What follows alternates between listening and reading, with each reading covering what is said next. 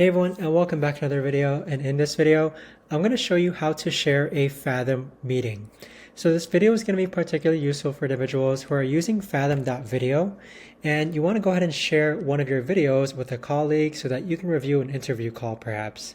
Either way, this video is going to be short, sweet, and simple, guys. There's not going to be a lot of steps involved. But first, you're going to hop into your Fathom video account. And then once you've recorded a meeting, you're going to click on that meeting. Next, what you're going to do from here is that you're going to click the share option. And from here, you'll be able to add users and emails in order to share this recording. But in addition to that, you could also copy the link, which is right over here, and then send this link to anyone. So if I copy this link and then start a new tab and then enter that link, you'll see that I'm taken directly to that meeting.